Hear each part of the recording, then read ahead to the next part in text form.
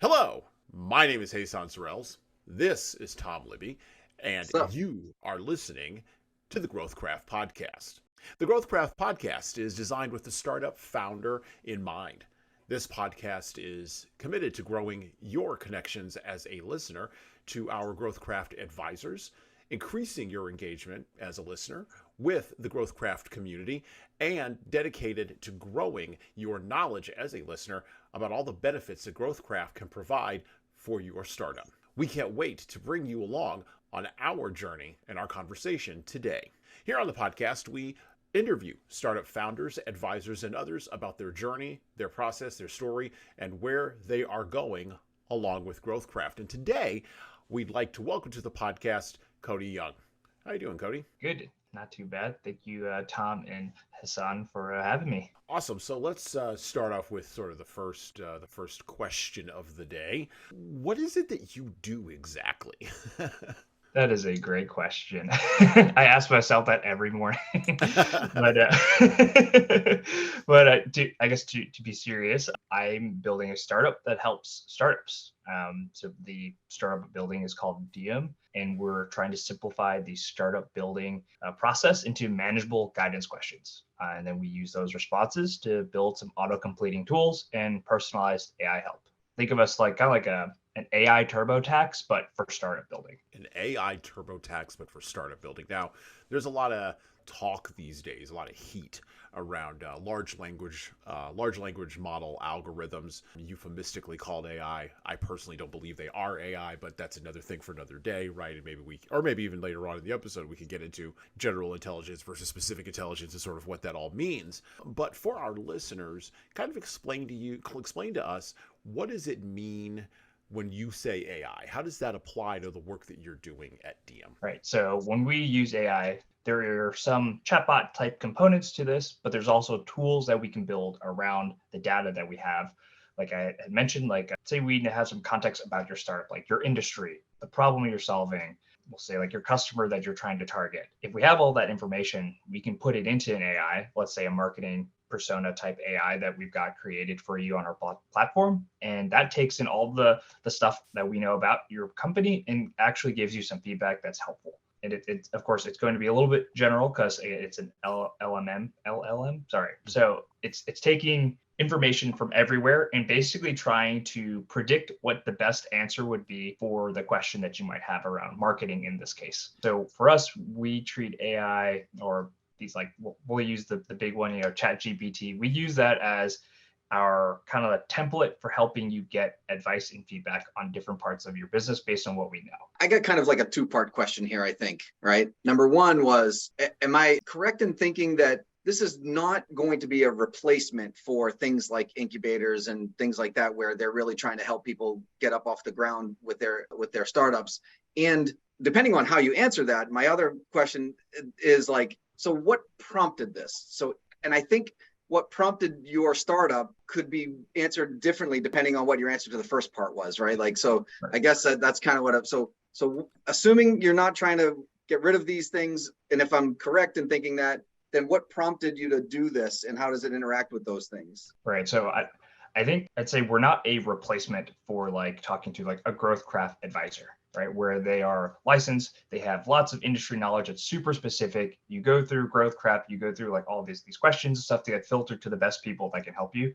It's very niche. Like that's not where we are, especially because we're targeting idea to first customer. Whereas I think GrowthCraft is trying to figure out, hey, you've got customers. We're trying to help you manage your finances, your people, more niche marketing stuff. But for everybody else who's just starting, this area is kind of let's say underserved, and depending on where you live, very underserved. And so in terms of replacing incubators and boot camps, I think it depends where they sit. Most of them we're not going to ever compete with. In fact, we hope we can be their top of funnel, where they send somebody who's not ready for their program. And then we say, okay, hey, you can track them here and follow up later with them if they progress to a certain point. And you can then take your network and all of your capital that you can deploy through your incubator and help these people. And in the bootcamp sense, again, not everybody gets selected to these. I think a great statistic that I found when doing some research is that the average incubator acceptance rate is only 2%. So on average, 98% of founders who even want this help and know about this help are denied. So we're kind of like want to be the backstop here, where we're giving you enough help and feedback and tools to get to the next level so that you might get into one of these programs or skip them if happen to all you needed was this initial kickstart. So we're not saying we're replacing anything. We actually want to just augment and help. And maybe that we can get into how that happens with our solution a little later. It'll be a little clearer.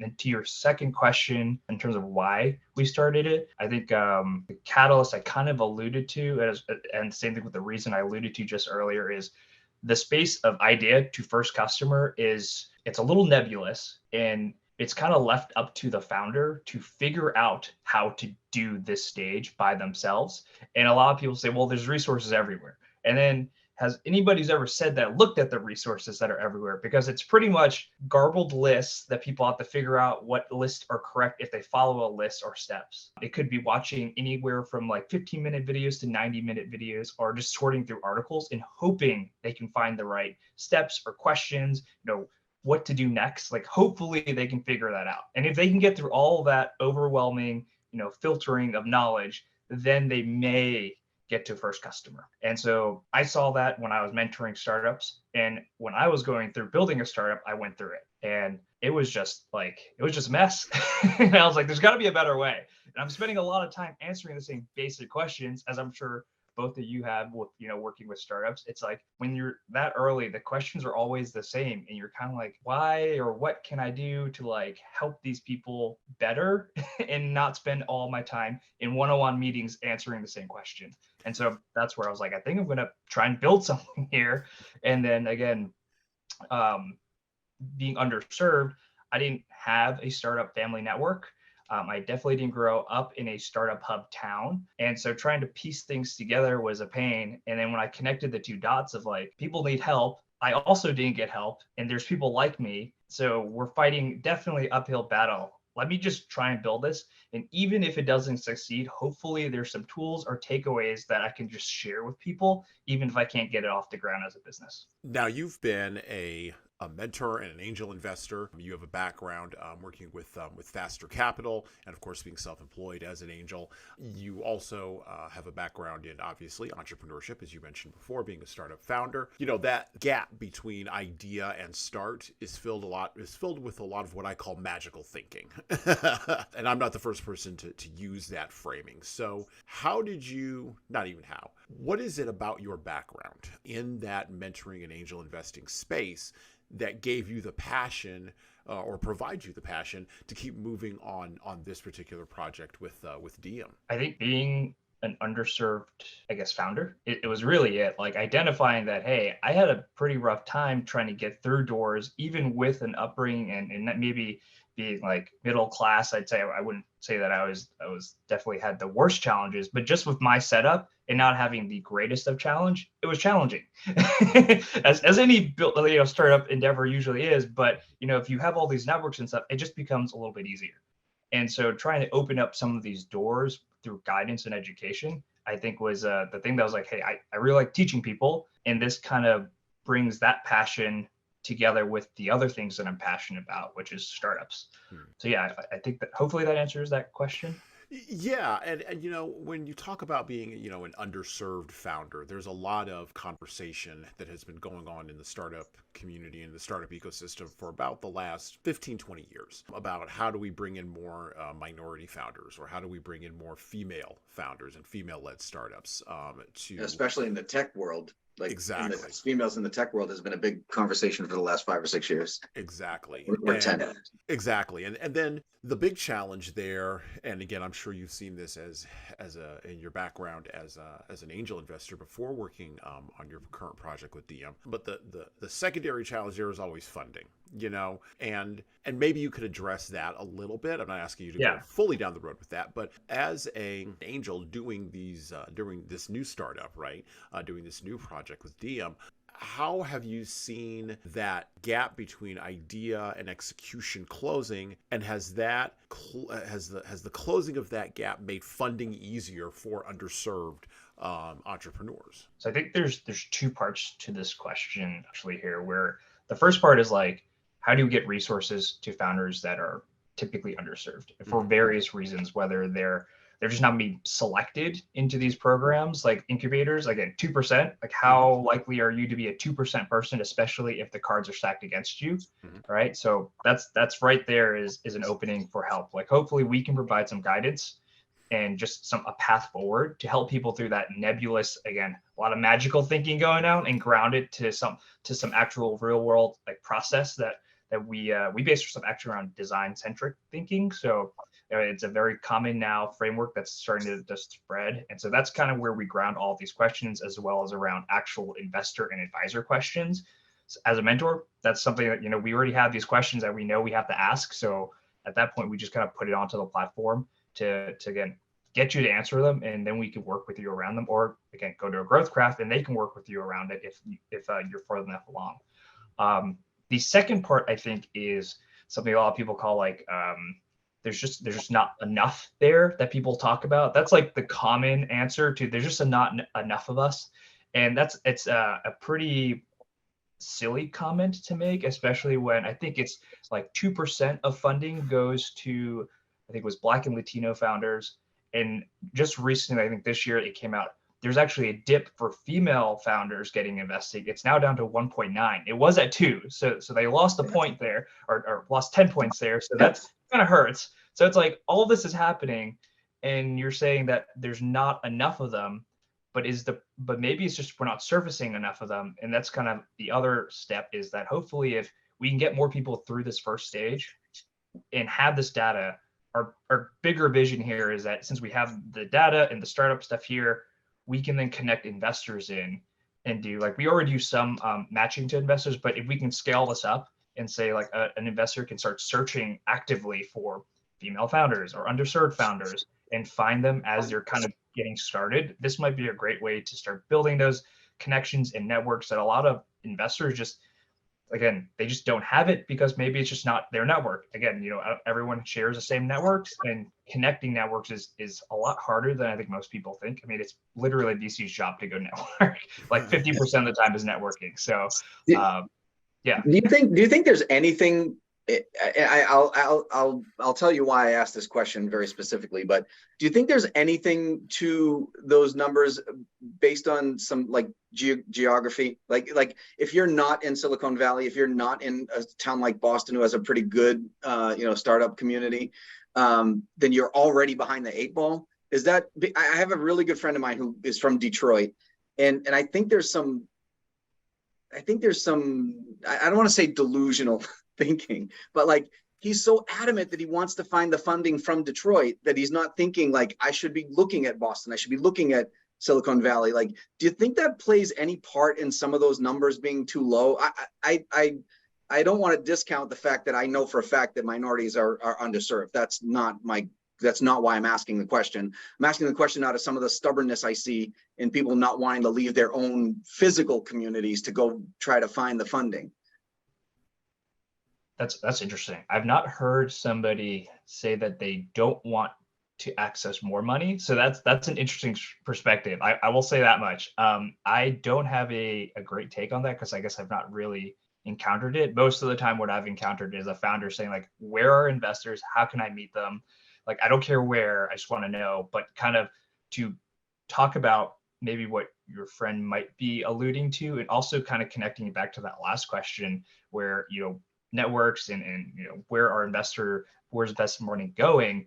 There's been a pretty big uptick, or at least visually from the surface level, if you're looking at the VC space, of funds just being built where there are hubs. I mean, the Midwest is going through a pretty big boom of funds that are just popping up, and that's all they care about. They don't care about investing on the coast. They just want to focus on investing in the Midwest. There's stuff that I've seen just on the Southeast they just want to focus on.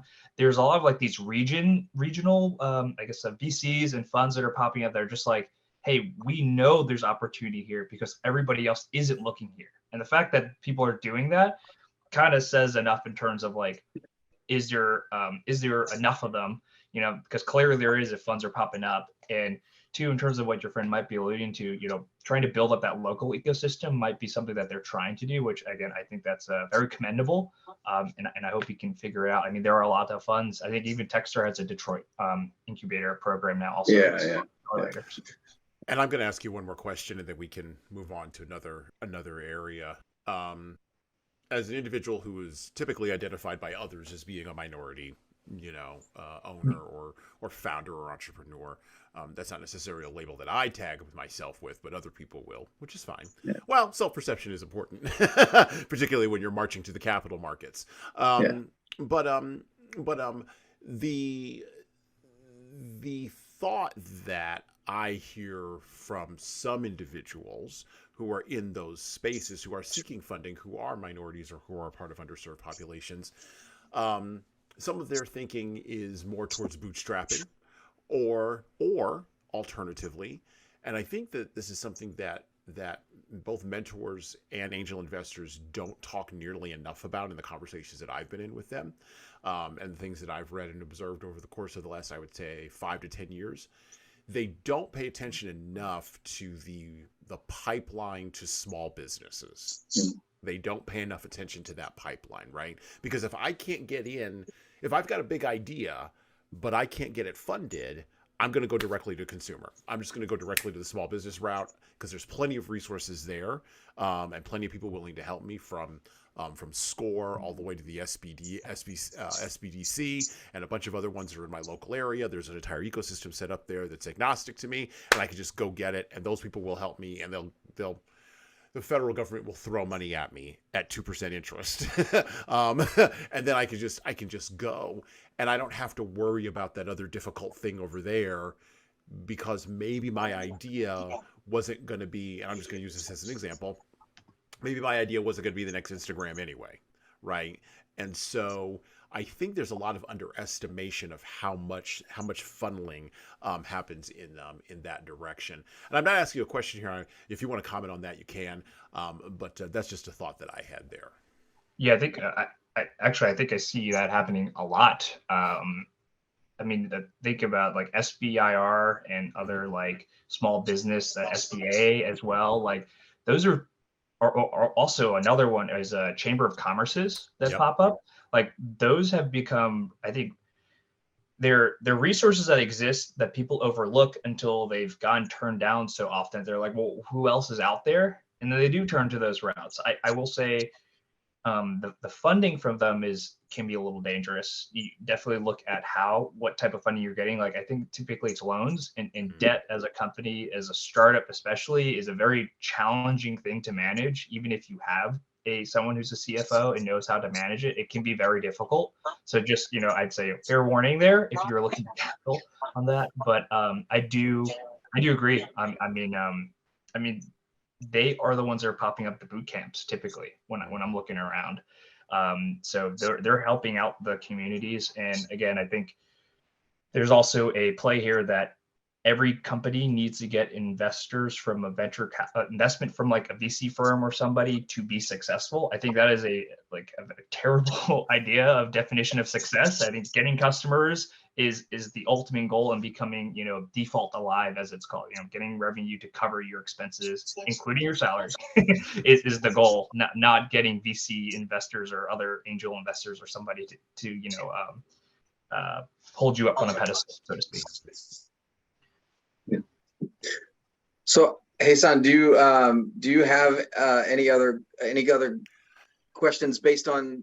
I know we're way off script at this point, but to pull us back onto that script, and before I ask about the GrowthCraft part, is there anything left on the script that you want to ask him real quick? Well, one thing I would like to ask you is, if someone's listening to this who is an underserved or an underserved founder, right? Geographically, ethnically, whatever, right? However they may define that. What is their interaction like when they reach out to you, when they go and visit the website, and take a look at DM? What's their experience like? What's their UX? Kind of walk us through that a little bit. Yeah, I mean, depending on how you found us, usually you end up on the landing page. That's startdium.com. That's START, like the word start, and Dium, our name, which is DIUM.com. And from there, you just make an account. It's free. All of our tools are free, even the AI stuff right now. And I guess the only thing that you would pay for is human service. So if you wanted a human to walk you through some of these things or give you more overview, whether that's through email or kind of like a one-on-one mentor, like general mentor, again, the stuff here, we actually we talk to GrowthCraft a lot, and we will direct people to them if we're like, hey, this is pretty niche. You should probably talk to someone from GrowthCraft. Like, we're not accountants, for instance, and some of us have some marketing abilities, but we're definitely going to say like, hey, you probably want to look at GrowthCraft or some other resource in your area to kind of facilitate. But if you want that handheld guidance of, okay, point me to what I want to do next, because I want a little bit more help than the AI tools or the other tools that are there, that's the part that you pay for. Unfortunately, we have to make money somehow, but the tools and other stuff, which, the basic, how do you go from idea to first customer, all that's free. And so they can just pop in. And I think that's one of our missions, is that, can we provide this stuff for free and figure out how to monetize stuff around it, whether that's through the investor side or, some other more advanced tools that once you get a first customer and have revenue, then it's a little bit more interesting where we talk about money. But we don't want to block anybody out from this guidance and these basic tools just because they can't afford it. Does your system take them on a clear path? Like, is it like you do step 1, step 2, step 3, or is it one of those things where they look at it and they pick out what they need and then they just go with whatever tool they find under that need? So right now, our process is, one, we're building still. So when someone does show up, we have a lot of the AI tools already there, but we only have half the curriculum right now. So the second half is coming out next, but we take you on a step-by-step guide with questions. So everything is very action oriented. So you build and you learn at the same time here, such as we start you off of, well, what is the problem that you're trying to solve? And a lot of people, I think that's actually the bigger issue, is trying to define that pretty well. And then we'll take them on to like, okay, do some research on this. And then we'll say validate. And what's coming out next is how do you build a prototype and how do you validate that prototype? So that's where we're headed next on the next 2 levels. So it is step by step. Perfect. Okay, so now switching gears a little bit, I want to ask you about your involvement with GrowthCraft, right? Like, so you've actually mentioned GrowthCraft, I think, more than Hassan and I have, and we're with the organization, which, by the way, thank you for that. Anyway, but so can you talk a little bit about what you like about GrowthCraft? What drew you to it? What do you gain out of this for yourself and again? We know you're a startup designed to help startups, but you yourself being a startup, and that's what we're hoping to do as well. I mean, I think we have the same mission, but from a different perspective, right? So, what about GrowthCraft it has attracted it to you, and why are you continuing to stay involved? Yeah, so I think I first met with JP. It feels like at least a year to 2 years ago, and I think that's when I introduced to you as well, Tom. I think around the same time. So yeah. I think from that call, the missions were just really aligned. Again, just coming at it from different sides and even from in different stages, right? Like I've mentioned a bunch in this call. We're just working on 2 different areas. Like, you are expecting a more organized and kind of developed company when we're just hey, what's your idea? And then so the missions were so aligned that I was like, hey, this is cool. I'm going to keep up the tabs with y'all and see what's going on. And you have taken this and scaled it out to, like, I think there's the monthly like group chat sessions, which I think is just great. As someone who's right now in not the biggest of hubs, it's nice to just like continue to talk with people. And I moved from out of Boston, so keeping up with people from Boston is kind of nice. And then again, keeping that network alive of founders is great. I think being a founder can be a lonely journey. I don't care what anybody tells you, it is definitely lonely and it's definitely hard. And just knowing other founders and just knowing people who are truly there to kind of have your back is just like a really nice, warm comfort feeling. So I've kind of stayed with y'all for the network and the help and just the support.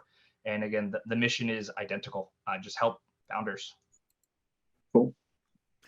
So Thank you for that. I mean, that's specifically what we're doing here, right? I mean, look, like you said, being a founder is a lonely journey, and that's what nobody really sort of lays that out in a whole bunch of different ways, particularly as the amount of funding goes up, or the amount of number of customers using your product goes up, or even just the changes that you may make to a product, as those continue to move forward, or as you build a team, right, around your particular idea.